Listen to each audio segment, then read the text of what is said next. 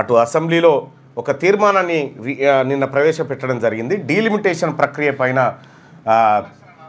తెలంగాణ రాష్ట్ర అసెంబ్లీ అభ్యంతరం తెలుపుతూ ఒక తీర్మానాన్ని ప్రవేశపెట్టింది. సో దక్షిణాది రాష్ట్రాలకు అన్యాయం జరుగుతుందనేటువంటి వాదన తెర మీదకి తెచ్చింది. అసలు ఈ డీలిమిటేషన్ ఏంది, డీలిమిటేషన్ వల్ల ఏం జరిగింది, సో ఇప్పుడు ఉన్నటువంటి ప్రమాదం ఏంది అని ఒక్కసారి చూద్దాం. డీలిమిటేషన్కి సంబంధించినటువంటిది ఇది ఆన్ చేసి పెట్టచ్చు, ఆన్ చేస్తే మరి లేదు. అయితే డీలిమిటేషన్ ప్రక్రియ అనేది సో భారతదేశంలో నియోజకవర్గాల పునర్వ్యవస్థీకరణ అట్లా జరుగుతుంది అన్నట్టు. ఏ పార్లమెంటు ఎక్కడ ఉండాలి, దాని పేరేంది, దాంట్లో ఎంతమంది ఓటర్లు ఉండాలి, ఇవన్నీ అంశాలు మనకు కనిపిస్తాయి. అయితే వాస్తవానికి ఈ ఎన్నికల ప్రక్రియను ఎన్నికలు ప్లస్ నియోజకవర్గాలు ఈ అంశాలన్నీ మనము బ్రిటన్ నుంచి తీసుకున్నాం రాజ్యాంగంలోకి. బ్రిటన్ నుంచి ఒక్కొక్క దేశం నుంచి కొన్ని తీసుకున్నాం, బ్రిటన్ నుంచి మన రాజ్యాంగంలోకి తీసుకున్నాం. అయితే ఇక్కడ బ్రిటన్లో ఏ విధంగానైతే పార్లమెంట్ ఎలక్షన్ జరుగుతాయో తెలంగాణ ఇది ఇండియాలో కూడా అట్లాగే జరుగుతుంది. కాకపోతే బ్రిటన్లో 77,000 మందికి ఒక నియోజకవర్గం ఉంటుంది, 77,000 మందికి ఒక పార్లమెంట్ నియోజకవర్గం ఉంటుంది. కాకపోతే ఈ ఇండియాలో మాత్రం చాలా హెచ్చుతగ్గులు కనిపిస్తూ ఉంటాయి మనకి. సో ఈ హెచ్చుతగ్గులు ఏంటి, వీటి తర్వాత డీలిమిటేషన్ దగ్గరికి పోదాం. సో భారతదేశంలో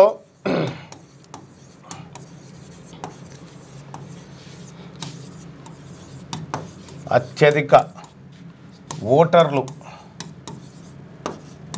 ఉన్న పార్లమెంట్ నియోజకవర్గం, పార్లమెంట్ అంటే ఎంపీ, లోక్సభ నియోజకవర్గం, పార్లమెంట్ లోక్సభ మల్కాజ్గిరి. దాదాపు ఈ మల్కాజ్గిరి నియోజకవర్గంలో సుమారుగా 30 లక్షల మంది ఉన్నారు ఓటర్లు. 30 లక్షల మంది ఓటర్లు ఈ నియోజకవర్గంలో కనిపిస్తారు మనకి.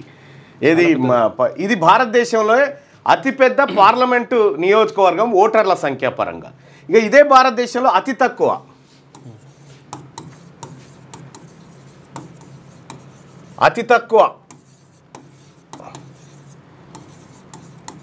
ఓటర్లు ఉన్నది లక్షద్వీప్లో. ఆడ 57,000 మంది ఓటర్లు అంతే ఒక ఎంపీ స్థానానికి. అక్కడ ఉన్నది ఒక ఎంపీ స్థానం, ఆడ 57,000 మంది ఉన్నారు. ఇక్కడ మల్కాజ్గిరిలో మాత్రం 30 లక్షల మంది ఉన్నారు. ఇట్లా చాలా వ్యత్యాసాలు మన వివిధ నియోజకవర్గాల్లో చూడొచ్చు. అయితే జనాభా ప్రాతిపదికన తీసుకున్నప్పటికీ కూడా ఈ వేరియేషన్స్ ఎందుకు వచ్చినాయి అనేది సో తర్వాత అక్కడ ఉన్నటువంటి పరిస్థితులను బట్టి కావచ్చు. కానీ ఇప్పటి వరకు భారతదేశంలో ఒక 4 సార్లు డీలిమిటేషన్ అయింది. డీలిమిటేషన్ 4 సార్లు అయింది. అందులో 1952లో మొదటిసారిగా ఒక డీలిమిటేషన్ తీసుకున్నారు. ఆ డీలిమిటేషన్ తీసుకొని తద్వారా నియోజకవర్గాల పునర్వ్యవస్థీకరణ జరిగింది. ఆ తర్వాత 1971 అనుకుంటా, 71లోనో ఏమో జరిగింది. ఆ తర్వాత మళ్ళీ 2002లో జరిగింది, ఇంకొకటి జరిగింది మధ్యలో. అయితే ఇక్కడ జరిగింది 543, ఇక్కడ జరిగింది 540. పెద్ద మార్పు ఏం లేదు. అయితే మార్పు ఏం లేదు దీంట్లో. ఇప్పుడు 2026లో డీలిమిటేషన్ చేస్తారట. అయితే దీన్ని ఏమంటున్నారంటే ఇప్పుడు తాజాగా జనాభా లెక్కలు సేకరించి పెరిగిన జనాభాకు అనుగుణంగా మనము నియోజకవర్గాలను పెంచుకుందాం అనేది కేంద్ర ప్రభుత్వం చేస్తున్నటువంటి వాదన. మరి జనాభా పెరుగుదల అనేది దక్షిణాది రాష్ట్రాల్లో చాలా తక్కువగా ఉంది, ఎందుకంటే వీళ్ళు కుటుంబ నియంత్రణ పాటించారు కాబట్టి చాలా తక్కువగా ఉంది. ఉత్తరాది రాష్ట్రాలు విపరీతంగా జనాభాను పెంచుకుంటూ పోయినాయి కాబట్టి ఇప్పుడు మరి జనాభా పెరుగుదలను అంచనా వేసి నియోజకవర్గాలు కనుక పునర్వ్యవస్థీకరిస్తే ఉత్తరాది రాష్ట్రాలు ఇప్పుడు ఉత్తరప్రదేశ్లో 100 పైచీలకి ఎంపీ స్థానాలు దాటిపోతాయి, బీహార్లో దాదాపు 70-80 అవుతాయి. కాబట్టి ఇక్కడ దక్షిణాది రాష్ట్రాలు చెప్తున్నటువంటి మాట ఏంటంటే ఇప్పుడు 2011 సెన్సస్ తీసుకున్నా ప్రమాదమే, ఇప్పుడు చేసినా ప్రమాదమే. కాబట్టి 1971 జనాభా లెక్కల ఆధారంగానే మీరు పునర్వ్యవస్థీకరణ చేయండి అనేటువంటి మాట చెప్తా ఉన్నారు. లేదు అంటే ఈ విభజన అనేది డీలిమిటేషన్ అనేది మరొక 25 సంవత్సరాలు వాయిదా వేయాలని చెప్పి చెప్తా ఉన్నారు.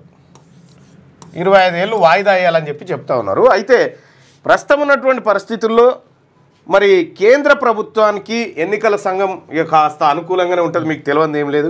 ఎందుకంటే కొన్నిసార్లు విపక్షాల నుంచి వస్తున్నటువంటి డౌట్లు తీర్చడంలో కేంద్ర ప్రభుత్వం కంప్లీట్గా ఎన్నికల సంఘం కంప్లీట్గా కొన్నిసార్లు అటు ఫేవర్లోనే మాట్లాడుతూ ఉంది.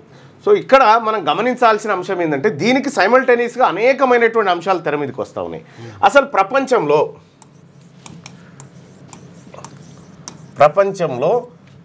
ఏది నమ్మకమైన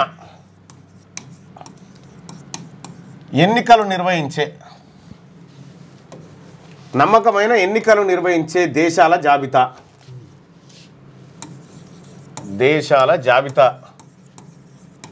జాబితాలో మొత్తం 179 దేశాలలో మన స్థానం 108, భారత్ స్థానం 108. అంటే మన దగ్గర అంత పారదర్శకంగా జరగదు అనేది అనేకమైనటువంటి సర్వేలు చెప్తున్నటువంటి మాట. సో ఇందులో ప్రధానంగా కొన్ని దేశాలు అసలు వాస్తవానికి ఎన్నికలు ఎప్పుడు స్టార్ట్ అయినాయి అంటే మన గ్రీకుల కాలంలో స్టార్ట్ అయినాయి. క్రీస్తు పుట్టక ముందుకే ఎన్నికలు స్టార్ట్ అయినాయి. ఏథెన్స్ నగరంలో ప్రజాస్వామ్యయుతంగా అప్పుడు ఎన్నికలు లెక్కించబడ్డాయి. ఆ తర్వాత ఎన్నికల ప్రక్రియ వచ్చిందనుకో.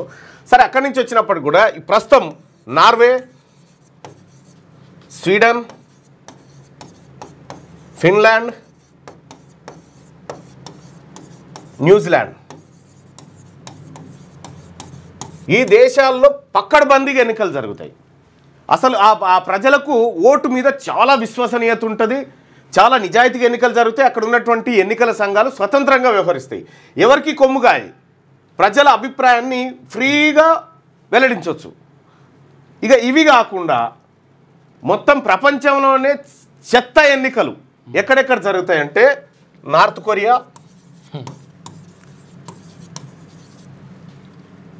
రష్యా, జింబాబ్వే,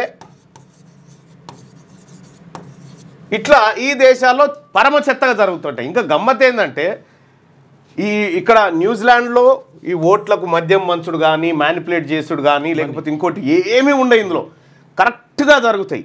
ఇక్కడ విషయం ఏంటంటే ఆ తర్వాత స్విట్జర్లాండ్లో రైట్ టు రీకాల్ ఉంటుంది. ఎవరైనా తప్పు చేస్తే ఓటు వాపస్ తీసుకుంటారు జనం. అంత డెమోక్రటిక్గా ఇవి నడుస్తూ ఉంటాయి.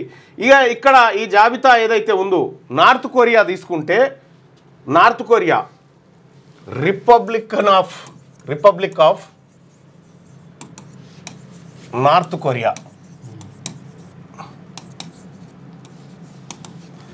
కొరియా ఇక్కడనే ఉంటుంది, రిపబ్లికన్ ఉంటుంది, మళ్ళా రిపబ్లికన్ ఉంటుంది. ఈడ ఎన్నికలు ఎట్లా జరుగుతాయి ఎరికేనా? అవతలోడు ఎవరు నిలబడు, ఒక్కడే నిలబడతాడు. కిమ్మంటాడా? కాదు, ఒక నియోజకవర్గంలో ఒక్కడే నిలబడతాడు, వానికే ఓటేయాలిగా.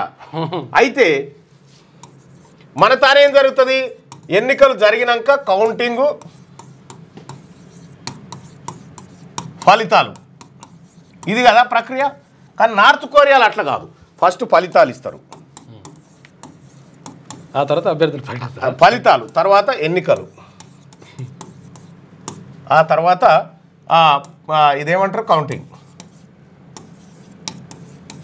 ఇట్లా జరుగుతుంది అన్నట్టు. ఈడ సిస్టమ్ ఏంటంటే పరమ చెత్త, అంటే ఒక మ్యానిపులేషన్ ఎలక్షన్ అంటారు దీన్ని. అక్కడ ఒక అభ్యర్థి బ్యాలెట్ పేపర్లో ఒకటే పేరు ఉంటుంది. సపోజ్ సుదర్శన్ అని ఉందనుకో, ఈయన కోటేయాలంటే ఈయనకే వేయాలి. ఇక ఈయనకి వేయకపోతే దేశద్రోహివి అక్కడ ఏది నార్త్ కొరియాలో. ఒకవేళ మరి ఈయన నాకు ఇష్టం లేదని చెప్పొచ్చా అంటే చెప్పొచ్చు. కానీ ఎప్పుడు ఈడ పోలింగ్ ఆఫీసర్ కూర్చుంటాడుగా, ఈయన దగ్గరకు వచ్చి పెన్ను తీసుకొని పోవాలి, టేబుల్ మీద పెన్ను తీసుకొని పోయి ఈ పేరు కొట్టేయాలి. ఈ పెన్ను తీసుకుపోయినందుకు నేరం, మళ్ళా తీసుకొని శిక్ష చేసేస్తారు. మళ్ళీ ఓటింగ్ శాతం ఎంత అనుకున్నావు? 99.9 పాల్గొనాలి. 2019లో జరిగిన ఎన్నిక 99.99% ఓటింగ్ జరుగుతుంది. ఇక్కడ అందరు ఓటేయాలి, కానీ ఎవరికి వేయాలి? ప్రభుత్వం చెప్పిన వాళ్ళకి వేయాలి, ఇంకోరికి ఏనికి లేదు. ఆడ విపక్ష పార్టీలు ఏమంటే ఉంటాయి, అవి కూడా మళ్ళా ఈయన దగ్గరనే పనిచేస్తూ ఉంటాయి, కిమ్మనకుండా పనిచేస్తాయి అన్నట్టు. పరమ చెత్త ఎన్నికలు ఇక్కడ జరుగుతాయి. అందరు ఎన్నికలలో పాల్గొంటారు. మళ్ళీ ఇది రిపబ్లిక్ ఆఫ్ నార్త్ కొరియా అని ఉంటుంది, డెమోక్రటిక్ రూపంలో జరుగుతూ ఉన్నట్టుగా చూడరా, అది మళ్ళీ నియంత పరిపాలనలో ఉంటుంది. ఇక్కడ ఎన్నికలు ఉంటాయి, ఫలితాలు ముందుగానే ఇస్తారు. ఎట్లా? అభ్యర్థులను ప్రకటించి వీళ్ళు గెలిచిరని ఇచ్చేస్తుంది. ఇచ్చేసిన తర్వాత వీళ్ళ పేరు మీద ఎన్నికలు జరుపుతుంది. ఎన్నికలలో ఇక భారీ మెజార్టీ వస్తుంది మళ్ళీ. ఎందుకంటే వేరే కేసు చూసిన వాళ్ళ మేము నిలబెట్టిన వాళ్ళందరికీ ప్రజలు ఓట్లు వేసిర్రు అని ఉల్టా తీసుకొస్తారు అన్నట్టు. ఇది నార్త్ కొరియాలో ఉన్నటువంటి సిస్టమ్. ఇక్కడ మన దేశంలో ఎన్నికల విధానాన్ని మనం బ్రిటన్ నుంచి తీసుకున్నప్పటికీ ఈ డీలిమిటేషన్ అనేటువంటి వ్యవస్థ ఏదైతే ఉందో, ఈ డీలిమిటేషన్ వ్యవస్థ జనాభా ప్రాతిపదికన తీసుకున్నప్పుడు ఉత్తరాది రాష్ట్రాలకు ఎక్కువ లబ్ధి జరుగుతుంది. ఏది 1971 ఏది ప్రాంతాల వారీగా తీసుకున్నప్పుడు, లేదంటే దక్షిణ భారతదేశానికి 33 అని రేవంత్ రెడ్డి గారు అన్నారు, 36% అని 36% అని రేవంత్ రెడ్డి గారు అన్నారు. 36% కనుక వస్తే అప్పుడు దీని వాటా దీనికి దక్కుతుంది. అట్లా ఇయ్యారట, జనాభా ప్రాతిపదికన ఇస్తారట. కానీ దక్షిణాది రాష్ట్రాల్లో పోలింగ్ ఎక్కువ జరుగుతుంది, ఎక్కువ మంది ఎన్నికల్లో పాల్గొంటారు, అక్కడ తక్కువ మంది పాల్గొంటారు. మరి తక్కువ మంది పాల్గొన్నటువంటి ఎన్నికల్లో పాల్గొన్నటువంటి రేషియో ప్రకారం అన్న చేయాలి కదా, దాని ప్రకారం అన్న చేయాలి. సో అట్లా చేసినా కూడా దక్షిణాది రాష్ట్రాలకు కొంత న్యాయం జరుగుతుంది. అది చేయకుండా ఇంకేదో ప్రయత్నం చేస్తుంది అనేది దక్షిణాది రాష్ట్రాల ఆరోపణ. దానికోసమే స్టాలిన్ నేతృత్వంలో అటు విజయన్ కానీ, ఇటు రేవంత్ రెడ్డి గారు కానీ, ఇటు ఏది జగన్ గారు కానీ, అటు వీళ్ళందరూ కూడా కర్ణాటకకు సంబంధించినటువంటి డికే శివకుమార్ గారు వీళ్ళందరూ కూడా చెన్నైలో మీటింగ్ ఏర్పాటు చేసి దీనిపైన ఆందోళన వ్యక్తం చేశారు. సో డీలిమిటేషన్ ప్రక్రియ జరగాలంటే జనగణన జరగాలి. ఈ జనగణన కులగణనగా జరగాలనేది రాహుల్ గాంధీ గారి ఆలోచన. సో మరి అది కులగణనగా రూపాంతరం చెందుతుందా, ఖాళీ జనగణన చేసి ఈ డీలిమిటేషన్ పోతారా? ఒకవేళ డీలిమిటేషన్ చేస్తే ఏది నియోజకవర్గాల పునర్విభజన జరిగిన తర్వాత 1 నేషన్ 1 ఎలక్షన్, మళ్ళీ రామ్నాథ్ కోవింద్ గారు కమిటీ ఇచ్చినటువంటి రిపోర్ట్ ప్రకారం ఈ దేశంలో ఎమ్మెల్యే ఎంపీ అన్నిటికీ ఒకేసారి ఎన్నికలు జరిగేటువంటి విధానం వస్తుంది. అది వస్తే జమిలీ ఎన్నికలు వస్తే 2029లో రావచ్చు ఎలక్షన్, లేదంటే 2027లో కూడా రావచ్చు ఈ జమిలీ ఎన్నికల విధానంలో. ఎందుకంటే 2029 దాకా పోకపోవచ్చు, ఎందుకంటే అప్పటికి యాంటీ ఇన్కంబెన్స్ పెరిగిపోతుంది ఏది భారతీయ జనతా పార్టీ మీద, ఎన్డీఏ పక్షాల మీద. కాబట్టి ముందస్తు ఎన్నికలుగా దీన్ని ఎన్నుకునేటువంటి అవకాశం ఉంటుంది. అంటే తెలంగాణ రాష్ట్రంలో కానీ ఇంకా కొన్ని చోట్ల కానీ వస్తే ఎన్నికలు 2027లో రావచ్చు, లేదంటే 2029లో రావచ్చు. ఇది ప్రక్రియ. ఒకవేళ భారతదేశం కనుక ఇప్పుడున్నటువంటి ప్రధానమంత్రి గారు జనాభా ఆధారంగా చేస్తాం అని తాజా జనాభాతో పోతే మన కొంప కొల్లేరు. 19% మాత్రమే వస్తుందంట, 36% నుంచి 19%కి వెళ్ళిపోతుంది. ఇది మనం చేసినటువంటి పాపం ఏందా అంటే జనాభాను నియంత్రించడం, దేశాన్ని కాపాడడానికి. ప్రభుత్వం చెప్పినట్టు విన్నాం, చెప్పినట్టు విన్నందుకు శిక్ష ఇది. అంటే అట్లా. సో ఇది డీలిమిటేషన్కి సంబంధించినటువంటి అంశం.